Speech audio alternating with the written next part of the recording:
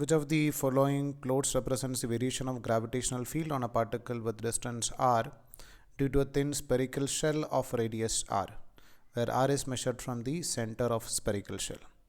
So we know that in case of spherical shell, if you are finding out the value of gravitational field inside, at any point inside the spherical shell, its gravitational field will be equal to 0. So not only at the center, at any point inside, the gravitational field will be equal to 0.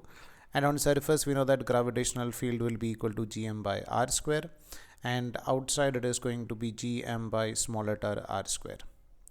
So if you are just plotting a graph just showing the variation of gravitational field with respect to distance, we can say that from center to surface it will be 0. Then on the surface it will have a maximum value of gm by r square.